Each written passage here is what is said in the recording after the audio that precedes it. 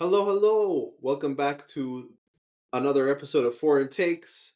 End of the season, baby. End of the season, boys. How you doing now that the Premier League is over? It was over for me 2 months ago, so I It was was over for just, me a month ago. it Yeah, wasn't not an interesting end to the season, to say yeah. Yeah. the It least. was a little bit of a downer for everybody, honestly speaking. Yeah, City finished top of the Wanted Top for the of the fourth league, time. Yeah, top of I, the I don't league. I didn't want to sing it because it's so like such a disappointment, but yeah, they won at home 3-1. West Ham gave us a quick little brief, maybe 2 minutes of maybe hope when they equalized 2-1. Sorry, when they got the goal back. But anything interesting to say? City won it. Congratulations, 115. Is there anything interesting, honestly? City broke two records. We just Okay. need to give them. We need to give them a clap. They broke two records. They won four in a row, and they've become the only team to win four in a row with 115 charges on their name, which has never been done and will never be done ever in the history of football. I don't care what you're saying. It's 115. They're gonna have an asterisk by it. It's just boring. Yeah, Two wait till questions. wait till they win the fifth one with 115 Yeah, charges on their name. yeah. I Yeah, have so two questions for you. One is, do you think Arsenal bottled it? No. no, thank you. I agree. I think anyone who says we bottled it is like out of their mind. Like Liverpool had what? It's like 96 Liverpool points. bottled it. Liverpool, fine. I mean, like talking in past seasons, like you see the level that City have made us reach. We won 16 out of the last 18 games. Yeah, there was like one or two games, but when you look at it in the grand scheme of things, how can you accuse us of bottling it? I can give you the example, but I'm not gonna say Arsenal bottled it. I think the job that Arteta has done has been immense. It's just the argument that for that supports that notion is that you were ahead, you were top of the league, and then you slipped up by losing to Villa, by losing to, by not going for a win maybe against City where you could have went for it. Yeah, That kind I, of like it was in your favor at some point, and then you yeah, lost that but I I mean, credit. think then there's a team that's bottling it every like. I don't think that's bottling has a different definition for me, where it's like you were firmly in control and you just completely collapsed, which yeah, Arsenal did last year and Yeah, Liverpool did this year. yes, But I don't think, man. So Arsenal finished 89 points, right? That was like the fourth highest points total for a second place team yes, after 97, 95, and 92 for Liverpool, and 89 fourth. Also, Fergie had 89, and that's Aguero season. yep, yeah. So that's yeah, what it So, is. it is That's what what it it man, is. is. it just people will call me hater and call us haters and say, "Oh yeah, you're just haters. You don't like City because like Pep is awesome and you're just jelly." But I think those people don't want to appreciate the huge advantage City has in procuring people and literally letting them marinate. Last year, at the end of the season, it was Jack Grealish, 100 million player, wasn't done shit for a year and a half, had an amazing closeout of the season, then didn't do shit this year. This year, Phil Foden, absolutely world class. So they have that what no other team has. They can call upon 3, 4, 5 world class players at any time who can be just chilling for 2 months and then come in. No other team can afford that. Liverpool cannot do that. If Salah is out, we're way worse. For Arsenal, if Rice is out, they're way worse. So this is like Haaland for like 2 months was just only scoring tap-ins and missing great chances, and then he came back and was absolutely brutal. Yeah. So it I think just the one person that we did see that did impact him was Rodri. And that was in the Yep. beginning of the season, though, like towards I think it was November. He was out, suddenly they weren't able to win 2 or 3 games. But that's the crazy thing. We're talking about he missed 2 or 3 games, they didn't win them. The sub that they bought wasn't good enough. They Exactly. yeah. bought a sub. It was just good, But the not good fact enough. that we're only talking about 2 or 3 games in a grand scheme of 38, and it was just Rodri, shows that they're just like head and shoulders above everyone else. I agree with everything that they're head and shoulders, but I think it more is a case of what Big Love said rather than them being amazing because they have a Yes. huge depth of the squad. They spent on the CDM position alone. How much did they spend on Calvin Phillips? 50 million. How much did they 50 spend on mil, Neto? yeah. another Yeah. 50 million. How much did they spend on Ronnie? 160 million. That's three players for one position. It's equivalent of 150 million. United spent it on their squad, which Pep Guardiola went out and did its tirade before the game when he was saying, "Oh, they spent a lot of money." United spent that on the whole squad. Maybe you could say United spent on the right wing, something like that, and it just didn't. I'm sorry, they're wife beaters and and lazy players. It failed for different reasons, not because Pep Guardiola thought whatever his name's Cam Films is going to be good, but then he became a fatso and a lazy man. Yeah. It's not. Yeah. Yeah. I guess what's your second question regarding City? My second question, it's the regarding City question was like, do you think the Premier League now is a farmer league? Is it a No, farmers league? no, and I'll tell you why. Because we could, if the Premier League is a farmers league, then though that era in the last 20 years when Barca wins it four in a row or Real Madrid wins it four in a row, it's like we might as well just call those farmers league as well. I think the reason people call PSG and the French like Liga farmers league is because the amount that they spend and like the dominance that they have is head and shoulders above. I think Mhm. Munich even could call it more. They won what, 10 or 11 in a row. But I think this is just like they're strong for now. In a year or two, when Pep moves on, FFP begins to slow them down. I think there will be new winners. So if you had asked me, I would disagree with that. I mean, if Premier League is a farmers league, then it's been a farmers league for the last 30 years because, you weren't complaining when United were winning three in a row multiple times. No, 100%. I don't. But I Yeah. think when United were winning, you could see that there's teams that if United wasn't amazing, like if they slipped up, there's the two or three teams that could easily catch on to them. But isn't that Yeah. Liverpool in the last 5 years and then Arsenal in the last 2 years? So Like, I agree that they're not a farmers league. The argument that talks about the farmers league comes from the La Liga fans. It yes, doesn't come agreed. from anywhere else. It is I the I would, Barca, the Real Madrid fans. I would say we're close to being a farmers league because, but I don't think Premier League will be because I think the city spending power is now checked a little bit. Even though they might not get punished for those 115, the hope is that they won't continue spending like that.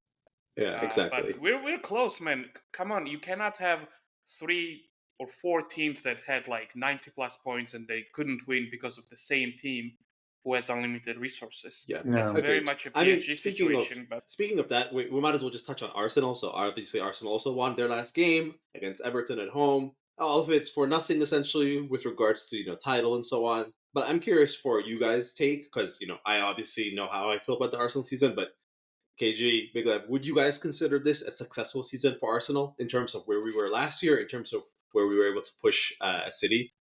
In terms no. of the season, I would say it is a successful. I'll disagree with Biglev. I think it's a visual improvement from where we were last year, points wise, pushing it to the end. It wasn't done when you completely messed up. There's definitely been a mentality shift. Overall, I would think Arsenal will be disappointed with the season because no title, no cup out of the Champions League, not good enough. Interesting. What Big is? Lev, what's your take on that? Yeah, I would say I agree with the take. I said no because while there was improvement in kind of overall team cohesion and how you played, you didn't. You had to go for a trophy, like a different trophy, because that would help a lot. And the fact that you were really meek in the Champions League just rubbed me the wrong way. However, Interesting. um, I think you're well set up, provided that Arsenal has money to spend next season, and this past several transfer windows weren't kind of an outlier. So if you do end up, spending another 150, I think you're in a good position. Interesting. Yeah. I'm curious if as I'm calling you outsiders, but would you guys say Arsenal needs to buy a number 9 or not? Yes, Yes. of course. They I need to mean, buy we've a been number nine. saying that the Although whole they season, scored, man. yeah, although he scored a lot of goals, I think a number nine is going to be more of a similar to when City bought Holland. After the year that they lost the title, they went in and got Holland because they needed that extra push. I think it will just Arsenal's attack is going to become more centralized, and because right now you would seem like the goals are coming, they were coming from different areas of the pitch. but then next year they may dry up. It may have been a one-off run if you don't have that striker, if you don't have Yeah. that centralized style of play. That you know who you're getting. You probably need two in reality if you move on Gabriel Jesus, a young striker, and say like a proven striker. Two strikers would, I think, Arsenal can be easily competing for that spot next year. We'll Interesting. see. Yeah, Yeah. I would move Jesus and maybe try to get Quara from Napoli because Jesus has been a non-factor. But Yeah, Yeah. number 9 definitely, and Havertz then can play on the left instead of Jesus, or he can be a sub. Or I don't. You shouldn't go into a new season with Jesus and Havertz being your kind of strikers. yeah, Yeah. and also like a left back and right back, right? Because that's the only thing that came to my mind. Like City has Kyle Walker, they don't have a left back. Arsenal, the top two teams, don't have a proper left back. You can Yeah. argue like you need a proper left back, you need a proper right back. That Yeah. would be like the two, I three think places. the big one is like people forget that we lost Urian Timber, who was supposed to be our left back, and we Yeah, lost him in the first game, and he came back in his last game, which is funny. But yeah, though, going back to your point, Big Lev, I think the one loss that we do deeply regret was the FA Cup, where we lost to Mm-hmm. Liverpool, and I feel like that was an opportunity for us to push. But yeah, overall, agreed. Yeah. And then I speaking of, I also regret that loss. I wish kind of Liverpool lost. Maybe it wouldn't collapse like that. I think we might as well talk of Liverpool. So Liverpool finished third, kind of in no man's land. So you guys were on 82nd points, so 7 points behind Arsenal and 9 points behind City. But then you were also, uh, I think, 14 points ahead of Villa, Tottenham. That so really no Mm-hmm. man's land in third place. I think we've spoken a lot about it. I would rather say I think the question is, now that the Klopp era is over, what's your expectation going into next season? Like, is it an improvement on this third place in terms of No, points, or is no, it a budding in period? no, it's a budding in period. Honestly, like this season feels more of a disappointment because Klopp is leaving. If we knew that he was staying and he would improve on this team, then I would be like gung ho for a title challenge. Which there was a title challenge this year too, but I would be like, we are one of the favorites. Now, man, this guy, he was great at Feyenoord, but he's a complete gamble. Just like many, like there's very few managers that you can feel confident with. Carlo maybe one of the few exceptions. So I'd be happy to be in top 4 next year. Yeah. Do you expect? I think that there's a lot of open questions, right? Will Salah stay? Will Salah go? What is going to happen to Trent? But I think everyone agrees that the structure of Liverpool is at least set correctly. Like there's a proper leadership structure. He's Mm-hmm. going to come slot in. Signings will be correct. So I feel like, yeah. But overall, I think it'll be just interesting to see. Liverpool. I think that's one to keep an eye on. I want to just quickly touch on a couple more teams. So Aston Villa finished fourth place, aka Mr. Good Evening gets Champions League. I think we can all agree this was well deserved, and it'll be fun to see him next year, right? There's no downside to Aston Villa being there. no downside. It was good to see, yeah. They're opening. I think they started talks with getting Rose Barkley in from Luton. So it's Oh, we have to give him credit, right? Ross Barkley, that was what it reminds me. Ross Barkley's loan, or like the one season at Luton, assuming he moves, is the opposite of when what's his name, Lingard. Lingard Jason. and Calvin Phillips at West Ham. Like those Yep. were the two polar opposite, right? Ross Barkley has really basically fixed his name and shown that he's capable of doing it at the Premier League level. Yep. So good to see them in the Champions League. I don't know if they're going to be successful. Also, next year's format of the Champions League is bonkers and not as interesting. Yeah. So we'll see how it goes. Good for Avila though. Surprising. Yeah. I have a question then. Big Lev was always like flagged it for Liverpool this year, but will it actually harm Aston Villa in the Premier League next year? The fact that they're going to be in the Champions League this year. Yes, they're not gonna make Premier Champions League next year. It's gonna be like a Newcastle situation. Oh, interesting. I guess Yeah. that's my always big question, right? Because it's the highest level. There's going to be extra games about KG referenced the new Champions League format. So I wonder if it's going to actually help hinder them a lot more than it helps. Here's my potential hot take: is that Unai Emery may get sacked from Aston Villa. Even we see these Mm. like big teams hire this Zerbi just left Brighton after one bad season. He's gonna have maybe he's gonna have a lot of injuries because of a lot of games. Not gonna keep up. If Villa finish second, sixth or seventh, who says that they're gonna keep Unai? Good evening. You never know. You never know. Like it's because they overperformed. Like teams operate in a very shallow way. Once you overperform, that's the new standard. It's not like Mm. we clearly overperformed. Our measurement is here. So you never know. Interesting. I mean, speaking of overperforming, I want to do the next two teams kind of together. So Spurs finished in fifth place, so they're going to get Europa League. They had 66 points. Quite close, honestly, especially considering how they started. I think we can all agree their second half of the season was much worse. And Chelsea was the flip side. Their first half of the season was terrible. Second half of the season was fantastic. They finished in sixth. So they're probably going to get Europa Conference League or even Europa League, depending on, I think, other results. FA Cup. FA Cup, right? Yeah. So how do we think of Spurs versus Chelsea? Who would we say had a successful season, not successful? Were they both successful? How would you guys take it? First Oh, question: are we ready to apologize for Chelsea fans? Because we said they're Yes, not going to finish in the top seven, and they 100%. just Cole Parmal just like kicked you in the teeth, didn't he? He went like, what did those three guys say? No, no, no, I'm not gonna let this. I'm finishing sixth. I mean, they finished with 6 wins out of their last 6 games, Yeah, essentially, which is impressive, right? You have to give Poch credit. yeah. And another uh, thing I want to highlight for Tottenham, which is, I have a question for you as well, both of you.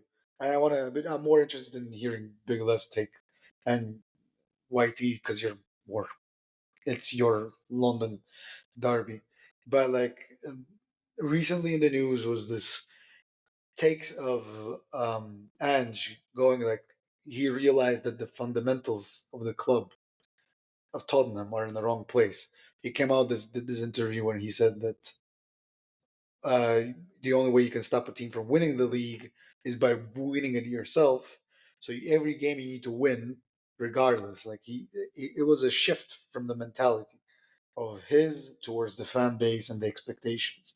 Do you think he can succeed in this environment, or do you think he's a better coach and he will do best in a bit bigger team or a team that's set up differently? Say, if he was in Aston Villa, he would have been better. Big Ange. Big Ange, yeah. Because it Uh, was very visually, he was very shook by the fact that people wanted them to lose, and he's kind of a winner because that's yeah. what his mentality is. It may not be great tactically, but he wanted to win, obviously. Well, that's what happens when you're a Spurs fan, man. You're just just a loser. But right now, he hasn't shown enough to be in like a different situation. I guess Aston Villa, sure, but we don't know if he'll do better. Spurs, for all the jokes, they still have a good amount of resources compared to there's a big six club. So he had a great season. I think he should give it another try. And it's up to him to create that culture, man. It's not you're not gonna go and find a club where uh, there's already winners if you're not a winner yourself. You're not gonna go to Real and become a winner. You go to Real because you're already a winner. Same Klopp did that when he came to See, Liverpool. We need to switch from doubters to believers. So that's what Big Ange has to do. there's a difference. There's a difference. I would argue different. I think Real Madrid and Liverpool are just their history is enough for something to call on when you come in and you shift that culture. Yeah, Similar to United as well. Like you can come in and you can call on a culture. Tottenham doesn't have that, and Spurs had that. The issue is like every manager runs into it. Mourinho was vocal about it. Conte was vocal about it. Tottenham is the only club where Mourinho failed to win a trophy. The guy won a trophy everywhere. He won an AC Roma, which you arguably can say is a similar but level to Tottenham.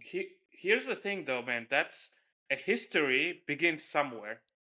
For United and Liverpool, it began in '60s, but you cannot be like, okay, we didn't have history, so we're done. Like City didn't have history, and they just fought their way into it. The reason Spurs are not, and Mourinho didn't win anything, and Spurs are kind of this loser mentality, is because of Daniel Levy and the fact that Yeah. he doesn't want to spend the money and he doesn't allow people to kind of make what's our sporting decisions, not financial decisions. So if you're able to change that, then there's no reason why Spurs can't be a winning club.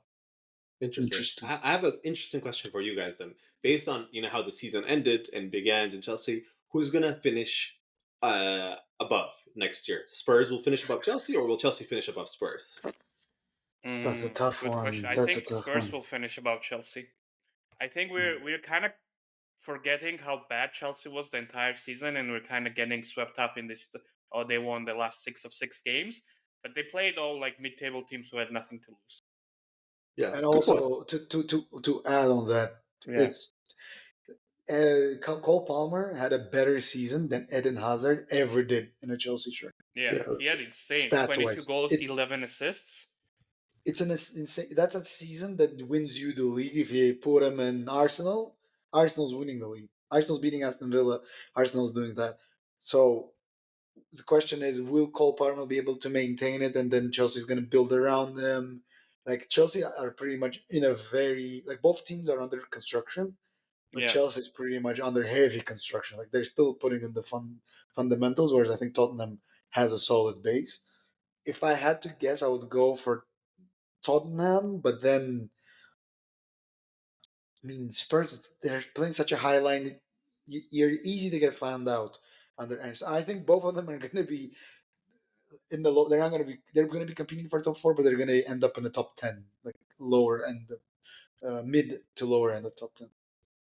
yeah. I mean, that's fair. and That's it's early to tell. We don't know what's gonna happen. Like, Yeah, can Chelsea spend money this summer, or are they now completely constrained by the decisions they made last 2 summers because of yeah. FFP?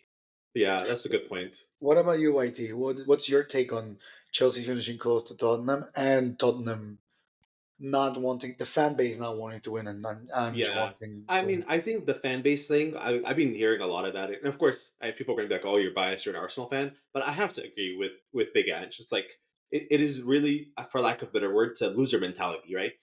The fact, like, you could tell, even like watching the game, the vibe in the stadium was weird, the chants, this. People are like, oh, but you don't understand the rivalry. I'm like, eh, that's fine. But I feel like it's still a loser mentality to go into the game.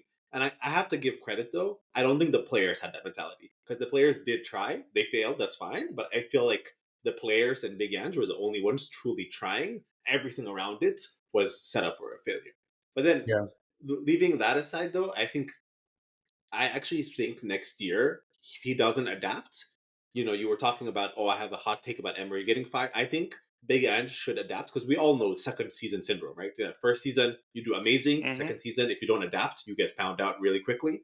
So I think that is something we have to keep an eye out for Big Ange because if he doesn't adapt, all those games you guys and we were always joking, oh, yeah, it's like feast or famine. They either win 4-0 or they lose 4-0. We're going to see a lot more losses of 4-0 next year, I think, as people have figured them out. So I actually personally think that Chelsea will finish regardless, of FP and signings, just like the base. I do think Chelsea will finish above Spurs next year unless Big Ange actually adapts to the Premier League further or like here changes. I would agree with you. I can see that happening in a world where Tottenham they need signings and they're going to be playing in Europa League, which we didn't play in this year. Chelsea is still a question mark. They're going to be playing either in Conference League or Europa League. They will be. Newcastle's the one losing out if United miraculously beat City. But my point is that they need signings and they can't go for the same signings that they did this year because this year they went with the signings knowing that they don't have Europe. If they get a cup run, it's okay, but they're primarily only in the league, and they went in with these unknowns: Vicarios, Udogis, Pedro Poroporos, all of them who had the 1 year to adapt to the Premier League. But now they're going to be playing in the Europa League and the Premier League. They don't have the luxury of those players having that time to adapt. They have to buy Premier League proven players or European proven players that are known. And that's obviously can like get a jam in who Postecoglou can throughout the 2 month period mesh into whatever he wants to play, the style he wants to play. But knowing my point is knowing Tottenham, they're not going to be spending money on those players, Yeah, so that's true. he can But be set up to fail. And I think I agree with you, but that's I think going back to what Big Lev was saying, I think that's where it kind of balance each other out because we know Chelsea already have FFP issues. So I think in the grand scheme, I think it's going to kind of equalize. So I think that's where I feel like it'll be interesting. I think it's a race to watch for next year. Yep. Just moving on then quickly, I just want to touch on The next two teams, Newcastle and Man United, finished 7th and 8th, both on 60 points, albeit Newcastle had a plus 24 goal difference. I think for Newcastle, would it be fair to say that this was essentially they learned their lesson with Champions League, they weren't able to adapt, and injuries destroyed? I know injuries impacted everyone, but is that a relatively fair summary for Newcastle? That it was just like it's bye season, like it's okay, let's just get it over People with. make people making that assumption, and I'm okay with it. And people are making this, oh, they had a difficult group, they did this, they did that, they didn't adjust to the Champions League. But show me a difference between Newcastle United and Borussia Dortmund, who is in the final, who was in the same group with them, It's a good and point, honestly. if they didn't have as much injuries in the beginning of the first half, they had more injuries in the second half of the season when they went out of Europe. Uh, It's the way you look at it. If you want to be nice to them and be like, "Oh, they finished seventh, they didn't do much in the Champions League, they had a lot of injuries," please apply the same logic to Chelsea, the same logic to United. Because if you're going to be talking about the group of death, blah blah blah, that's not an excuse. Because the group of death that least like I think in our prediction for the group of death, we said that Dortmund was going to finish fourth, and they're in the final. Yeah, that's right. So Mm-hmm. the way you look at things, Yeah. just What about, I guess, now before we get to United, Mr. KG, I want to ask Big Lev first, because I think, I want to do the non takes. So, Big Lev, United 8th, 60 points. They're out of Europe for all intents and purposes, unless they win the FA Cup in some magical format. We've heard KG rant and rave about them. So, I have a question for you, Big Lev. Knowing Yeah. the transition that Liverpool is going through in other teams, would you keep Eric Ten Hag, or would you fire him and get another manager in based on the way the season ended? Oof. That's a good one. Uh I think it's time for Ten Hag to go, man. It's this is not like, oh, he hasn't been given time, he hasn't been given his whole players. He's been here, he spent the money, he tried to build, and um, a lot of players he brought in are now upset at him. So you're almost kind of staring another rebuild in the face. And why would you go through another rebuild with the same manager? That's a good point. So I guess we come to you, KG. So very quickly, your overall take of this season, success, not success, somewhere in the middle, and then the Ten Hag question, really. see somewhere in the middle is going to be if they win the FA Cup. It's going to be what a trophy that a lot of people can't say. I think only Liverpool and City can say that they have a trophy in the league. So the FA Cup final, I think, is a big red dot that's still remaining. Excited to see it on Saturday. Uh, in terms of keeping Ten Hag, I think yes, because I think it would be stupid to sack him just because there's no alternative right now that you can say, oh, we have enough players to rebuild who have a potential similar style to what the manager plays, and we can invest another 100 million and just continue on what we already have. Number two, he has 1 year left on his contract, so you can give him a runway of 7 months and then get rid of him if the thing doesn't go through. And number three, to the point of Big Love of the players being against him, from the last two games what I saw, the players are not against him. The players are very much into what he's doing. They're very united. They're very for him. And since the players started coming back and he really adjusted, he was okay. I tried to play my way. It didn't work out. I'm not getting anything. Maybe it's a little bit too late. You can argue that, but he did some in my mind for the past 3 games, starting the Arsenal game. He did put a shift in the mentality of the way he's playing, and the injuries that he had is just you can write it off as a one-off season. With the contract that he has, let him have another half a year and then see who's available. If you want to get rid of him, just don't continue the contract and then rebuild. Plus, give him another year under a proper structure because he didn't get the players that he initially wanted. I don't know if you saw the interview that he did with Gary Neville 2 weeks ago. He slightly mentioned that I didn't get the players that I wanted. He said that I wanted Harry Kane. I told the board I want Harry Kane. They got they basically got me Rasmus Højlund instead. I wanted Frankie De Jong, and I got Ericsson on a free my first year. So that's hardly it's not his B choice.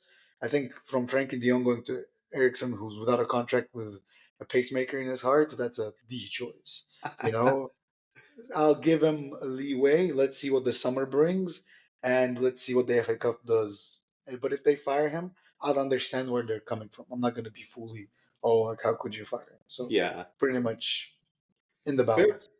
Fair point. I think that's actually a natural transition to some of the stuff that's already happening. So, leaving aside, we're at the table. So, De Zerbi has already announced that he is leaving, or at least Brighton announced. It seems like he had a bunch of disagreements with the board, and which is fair, right? They took away his two starting midfielders and expected him to perform again.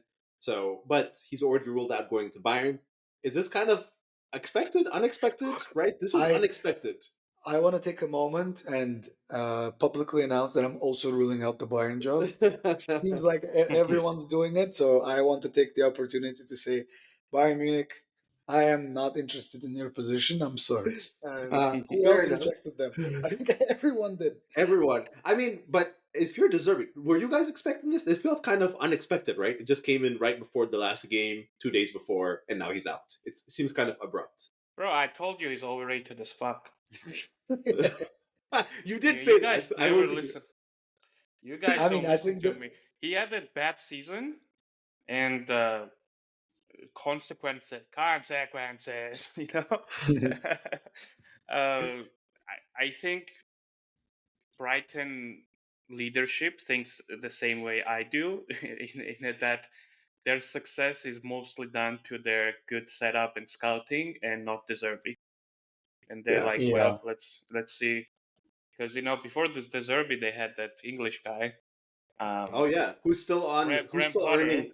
Who's Yeah, still who's earning still, big bucks? yeah, Uh, exactly, and and they partially that's did. why, like, going back to United, that's one of the names that's listed. Southgate and Graham Potter. I'd rather Oh, keep Ten Hag. jeez. Terrible. I Yeah. mean, I think the next manager to talk about is wow, the roller Oh, coaster that is. quickly on the Deserves point. I think what they did is that they talked, probably met at the end of the season to talk what they expect of next season, and he probably didn't get. He was like, "I've been embarrassed. Didn't get this. Didn't get that. I don't want to have kids, and probably no Europe as well." So he Which is wants to valid, go. right? Yeah, because unlike Big Lev, who definitely was right, some team will take a gamble on him, right? He's Yeah, relatively proven. Some team, maybe not Liverpool, obviously, but some team. The next roller coaster is Barcelona, or should we call it the clown show? So I think now it seems like Xavi is out in. No idea, right? This is one of the wildest stories I've ever seen, sagas I've ever seen. it's because, so from my understanding is that because he went out and said we are in no position to compete against Madrid and Girona even next year, and Laporta got angry with him because he, by saying that, he scared off a bunch of potential marketing deals because they were like, oh, wanted to invest, and oh, apparently you're not going to be competing next year. So Laporta's got angry from it, gives a bad rap to the team. There, he's literally doing. There's no problems in Barcelona. We're not in depth, even though they like prolonged their depth for like 20, 30 years forward. From a financial standpoint, if you wanted to invest in Barcelona, I would short that company because they're on the brinks of collapse. Like they have so much, like they selling out their soul essentially. They're like inviting players for, that meme for the Spotify subscription. We'll throw in a Spotify subscription if you join. So it's just, I don't know. I think if I was Javi, I would leave just because how much you invested in this club and you care about this club and the way they've been treating you. Just leave and try become a manager somewhere else because you clearly have the potential. You won the La Liga. Why you still have that opportunity? Go into somewhere stable and try it out. Try Yeah. out what you play. But Barcelona's shambles. We can't see they're not going to be winning anything in the next 2-3 years. Embarrassing. I think it's more embarrassing because you compare them to Madrid, who are functioning so well, buying all the young talent, grooming them, having a transition, old players, new players. Yeah, kind of embarrassing. Shall we talk about the biggest clown show of all of them? FC Hollywood. I think we have to talk about FC Hollywood. Mr. Tommy T is officially out, and not only is he out, he's out with the lowest average points, finished third by losing it on the last day on goal difference, essentially. Disaster. Is there any other word, or am I being dramatic? No, it's Disaster. a disaster. He fumbled away 2 trebles. Well, okay, he Two didn't fumble trebles. away. They were not even in contention this year, but Yeah. I mean, It, kind of, yeah. is it now, like in hindsight, now the fact that they fired Nagelsmann way back when he was on the brink of having his 3 games, it shows that it was more of a clown show, right? It's like they got what they deserved for firing a manager right before he went to the most important period of his time. Is that fair enough to say? Yes, Yes, of course. Deserved, right? they're Deserved. they're Deserved. Whatever they got in, deserved. I mean, you can make an argument for this case going like it's an unprecedented Bayer Leverkusen team, blah blah blah. But you're not helping yourself when you're finishing third. You're not even like they didn't even beat you by like 10 points. They beat you by 17 points, or something like that. It's just crazy. It's nowhere near the standard. Plus, you have Eric Dyer in your team, so uh, no, it's just sprinkling in the Tottenhamness. Oh, predictions. quickly, before we wrap up, a funny note. Speaking of, just remember Tottenham. By finishing third, they're not gonna be even playing for the Super Cup. So Harry Kane is not gonna be even winning the Super Cup that he would have if he finished second and Leverkusen would have won the. The man is cursed. The man is cursed. I'm not gonna lie. I actually feel a little bit bad because One thing we have to give him credit is he showed it was not his fault. Right, this last year, he did everything imaginable for the team.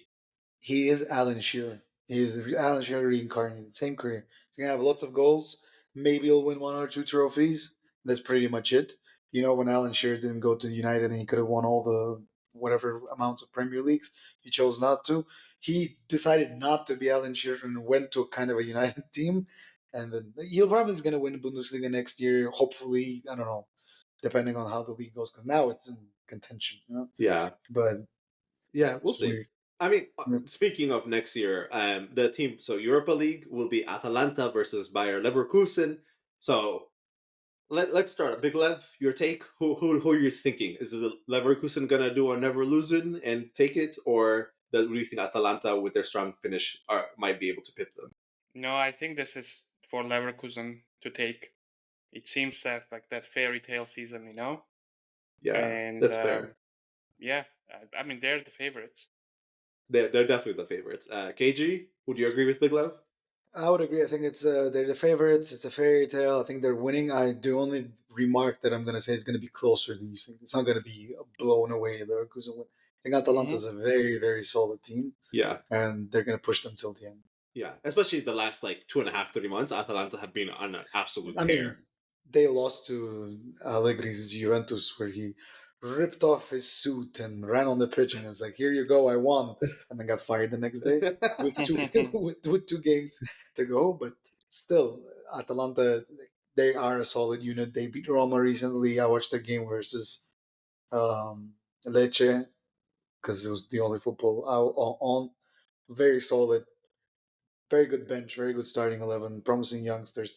The way they play similar to Bayern Leverkusen, it's going to be a fun final. It's Yes. probably going to be much more interesting of a final than Dortmund versus Real Madrid. Yeah. I think it's going to be a one-way final. But I think I'm worried that it's going to be a final that's interesting for like people who like football tactics, and it's going to be one of those World Cup things where it's like very low scoring but very interesting tactically, but very boring for the casual observer.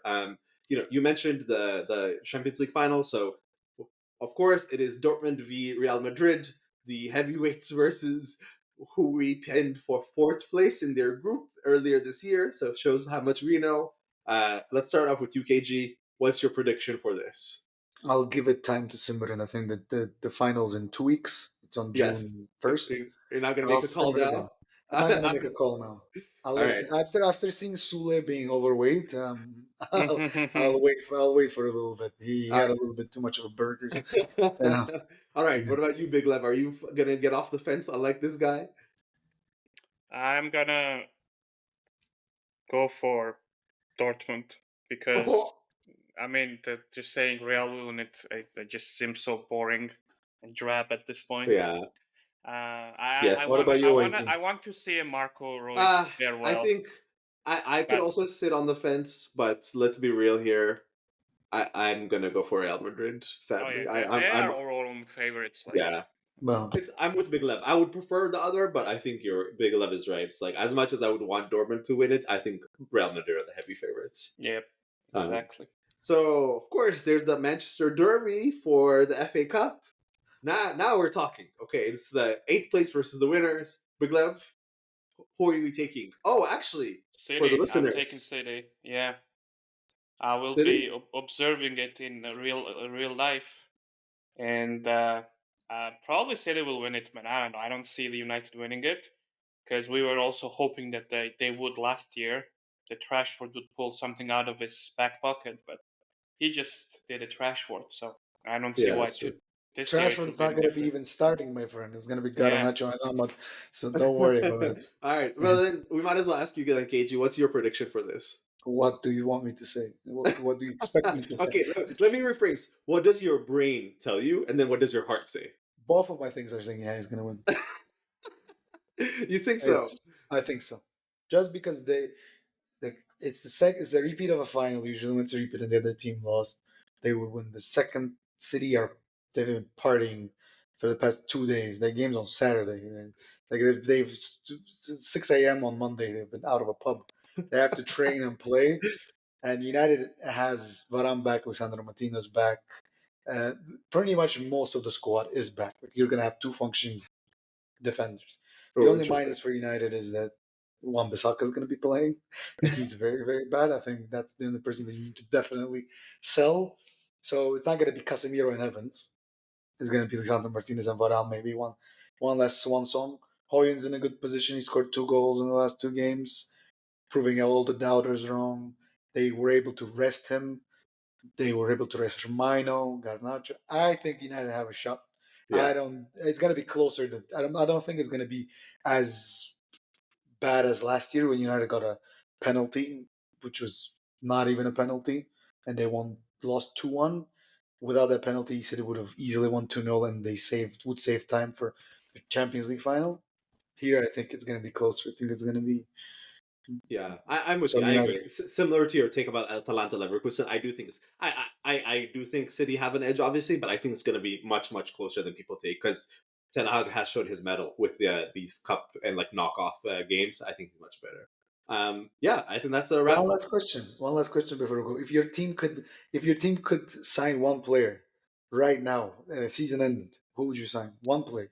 Oh, that's a good question. That's a good forward take. Early transfer decision before the Euros, before anything.